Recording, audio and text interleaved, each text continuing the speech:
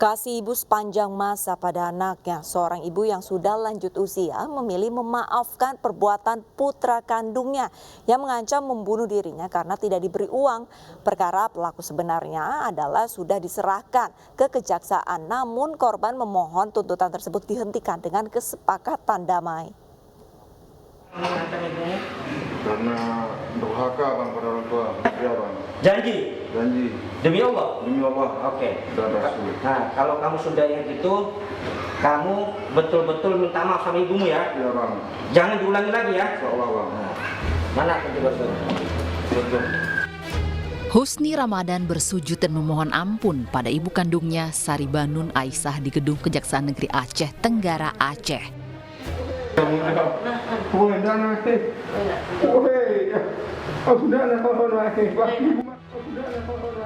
Pemuda 29 tahun ini merupakan tersangka pengancaman pada ibu kandungnya yang perkaranya dihentikan. Korban memilih memaafkan pelaku dan memohon pada kejaksaan agar perkara anaknya tersebut dihentikan. Kejaksaan Negeri Aceh Tenggara memediasi proses perdamaian dengan pendekatan berdasarkan keadilan restoratif justice. Kedua pihak juga sudah menandatangani kesepakatan perdamaian. Tersangka bukan seorang residivis, kemudian ancamannya di bawah 5 tahun, kemudian dari pihak korban sudah memaafkan dari pihak tersangka. Apalagi si tersangkanya pun anak kandungnya sendiri. Sebelumnya, Saribanun Aisyah, ibu 58 tahun warga desa Kuta Bantil, Aceh Tenggara melaporkan putra kandungnya, Husni Ramadan, yang mengancam akan membunuhnya menggunakan senjata tajam karena tidak diberi uang. Karena ketakutan, Saribanun melapor ke polisi hingga Husni dijebloskan ke penjara pada 27 Oktober 2021 lalu. Saat persiapan memasuki persidangan, sang ibu memilih memaafkan anaknya hingga akhirnya perkara ini tidak dilanjutkan. Sementara itu pemirsa, durhaka karena mengancam membunuh ibu kandungnya dan merusak perabotan rumah. Seorang pria di Tanjung Balai, Sumatera Utara ditangkap polisi. Pelaku mengaku kesal dituduh mengambil uang korban sebanyak 14 juta rupiah.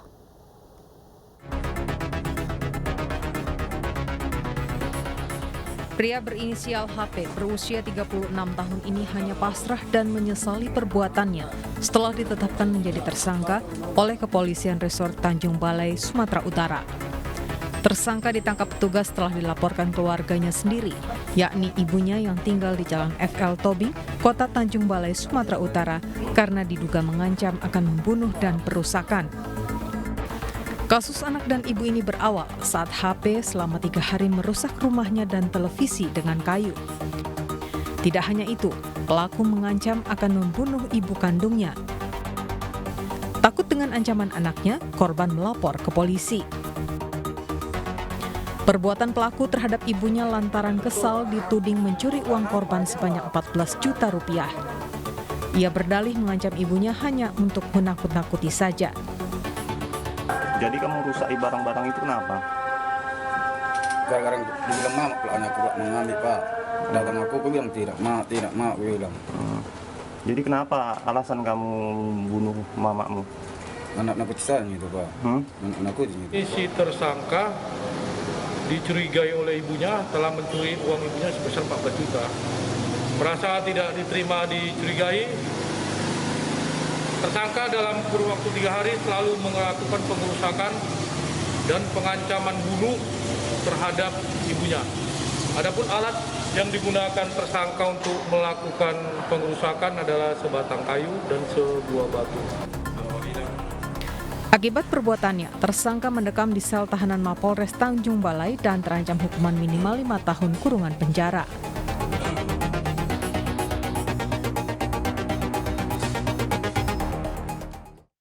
Seorang anak di Kabupaten Empat Lawang, Sumatera Selatan gelap mata membakar rumah ibunya karena persoalan harta warisan. Pelaku menuntut warisan sang ayah setelah mengetahui ibu kandungnya menikah lagi dengan pria lain.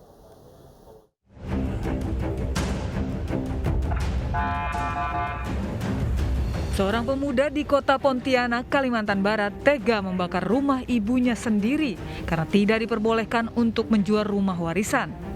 Pelaku langsung diamankan polisi dari Polsek Pontianak Barat usai dilaporkan oleh ibunya. Sebelumnya pelaku sempat mengancam ibunya akan membakar rumah jika ibunya tidak menjual rumahnya. Pelaku membakar rumah menggunakan kain, kasur, dan tumpukan baju yang disulut api. Saat api mulai melalap rumah ibunya, tersangka langsung melarikan diri. Tersangka melakukan pembakaran dengan cara menumpuk pakaian di atas kasur, kemudian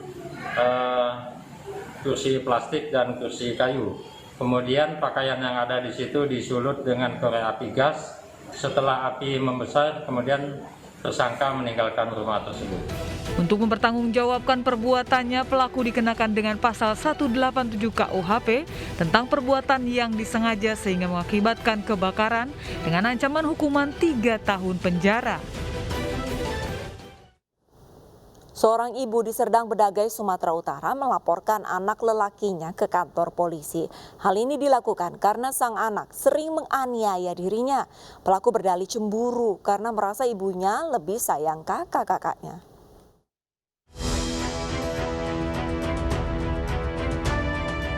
Muhammad Faisal, warga Dusun 5 Pekan Tanjung Beringin, Serdang Bedagai, Sumatera Utara ditangkap polisi atas laporan ibu kandungnya.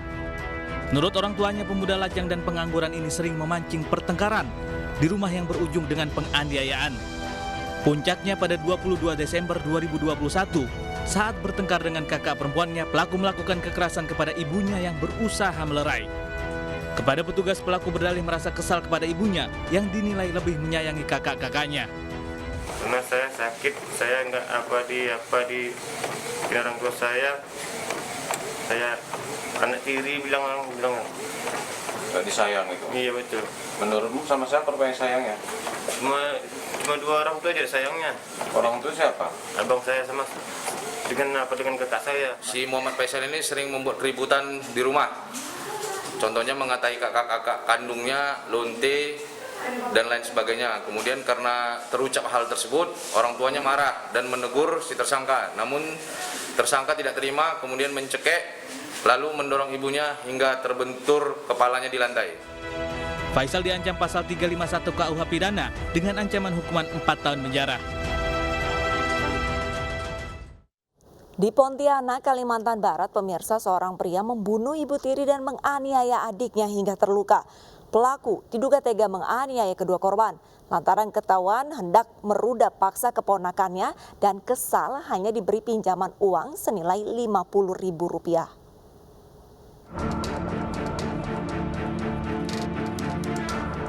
Pria berinisial DD membunuh ibu tiri dan menganiaya adiknya di kediamannya Jalan Sepakat 2 Gang Anggrek, Kecamatan Pontianak Tenggara, Pontianak. Sebelumnya DD meminjam uang Desi, adiknya sebesar Rp50.000. Namun saat masuk kamar, DD melihat anak Desi dan muncul niat hendak rudak paksa. Karena aksinya diketahui, pelaku mengambil gunting lalu menganiaya Desi hingga terluka. DD pun menganiaya ibu tirinya dengan gunting hingga korban tewas. Selain ingin rudak paksa anak adiknya, pelaku mengaku kesal. Ia hanya diberi pinjaman uang Rp50.000. Sementara pelaku butuh uang Rp300.000 untuk memperbaiki dinamo mesin cuci yang rusak. Lama mesin cuci, minjam 360, dikasih 50. Kemudian diberikan 50.000. Setelah itu melihat anaknya dalam kamar. Mamanya melihat. Kemudian apa yang dilakukan lebih lanjut? Neneknya anak-anak itu bangun kan. Jadi saya itu habisnya, saya tidak bisa bantu lagi. Posisi pisau ada di mana? Di atas meja. Dilanjut melakukan penusukan terhadap ibu tiri, ibu tiri daripada pelaku sama DJ, inisial DJ. Kemudian selanjutnya ibu DJ ini pergi keluar rumah, kemudian dikejar oleh pelaku. Terus selanjutnya terhadap yang bersangkutan pada saat itu ada salah seorang warga yang mengetahui tersebut dan yang bersangkutan turut diamankan. Akibat perbuatannya, pelaku dijerat pasal 338 KUHP tentang pembunuhan dengan ancaman kurungan penjara minimal seumur hidup. Penganiayaan terhadap Desi Susanti dan Sri Sunarti oleh DD terjadi di kediamannya di Jalan Sepakat 2 Gang Anggrek, Kecamatan Pontianak Tenggara. Korban Sri Sunarti, ibu tiri pelaku, dianiaya hingga tewas oleh Dede. Sementara adik pelaku Desi yang dianiaya dengan gunting terluka dan menjalani perawatan di rumah sakit. Sementara Dede usai menganiaya korban diamankan dan diperiksa di Mapolresta Pontianak. Seorang guru agama di Kuningan, Jawa Barat ditangkap polisi karena mencabuli 8 santri. Realitas segera kembali dengan informasi selengkapnya.